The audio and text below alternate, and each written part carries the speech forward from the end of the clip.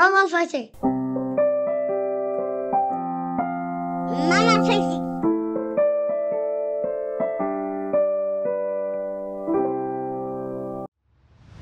تخمه آفتابگردون بد. نویسنده جوری جان.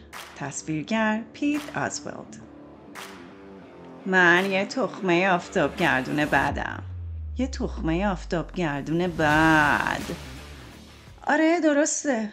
بقیه آجیلا به من نگاه میکنن و میگن اون تخمه آفتابگردون خیلی بده. وقتی فکر میکنن من نمیشنوم زیر لبی میگن تخم آفتابگردون بده داره میره. ولی من صداشونو میشنوم. در حد یه تخمه آفتابگردون گوشای خیلی تیزی دارم. من چقدر بدم؟ واقعا میخوای بدونی؟ خب من هیچ وقت هیچ چیزی رو سر جاش نمیذارم. همه جا دیر میرسم. لطیفه های طولانی و بیمزه تعریف میکنم. هیچ وقت دستام و پاهامو نمیشورم. درباره چیزای بی اهمیت دروغ میگم. صف رو رعایت نمی کنم. هیچ وقت. به همه ظلم میزنم. چپ چپ نگاهشون میکنم. جمله بقیه رو تموم میکنم و هیچ وقت گوش نمیدم. و خیلی کارای بد دیگه هم میکنم. میدونی چرا؟ چون من یه تخمه آفتابگردون بدم. یه تخمه آفتابگردون بد. چک کنم دیگه، دست خودم نیست. مطمئناً من همیشه انقدر بد نبودم. من مثل یه تخمه آفتابگردون بی ادعا پا به این دنیا گذاشتم. روی یه گل ساده توی یه مزرعه بی نظیر. خانوادم بزرگ بود. همه جا پر از تخم آفتابگردون بود. ما همیشه راهی برای خوشگذرونی پیدا می کردیم. خیلی با هم صمیمی بودیم. اما برگای گل ریختن و گردن گل خم شد.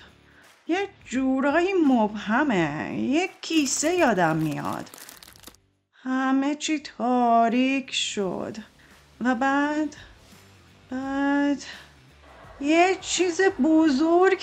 فکر کردم دیگه رفتنیم. فکر کردم کارم تمومه. جیغ زدم، فریاد زدم، ولی توی آخرین لحظه ممکن تف شدم بیرون. تو هوا پرواز کردم و با صدای مهیبی زیر نیمکتای تماشاچی‌ها فرود اومدم.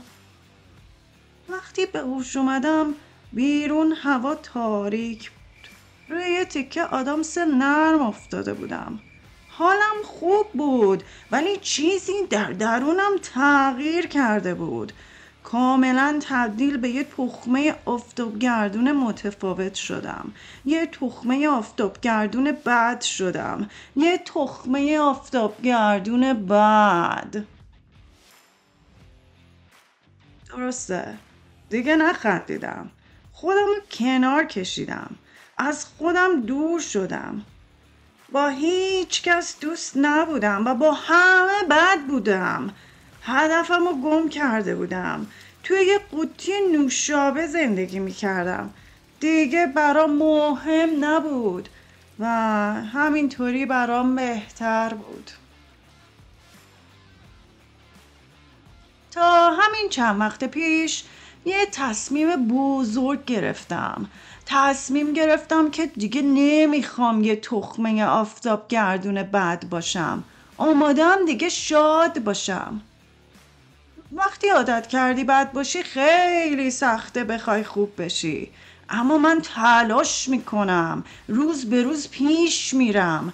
درسته. هنوزم یادم میره گوش بدم. هنوزم دیر میرسم و هنوزم وقتی میرم سینما حرف میزنم و خیلی کارهای بد دیگه هم میکنم. اما میگم سپاسگزارم، میگم لطفاً و لبخند میزنم و در رو برای بقیه نگه میدارم. همیشه نه، اما بعضی وقتا. و حتی اگه همچنان احساس میکنم بدم، بعضی وقتا هم احساس میکنم که کمی خوبم. دیگه قاطی پاتی شده.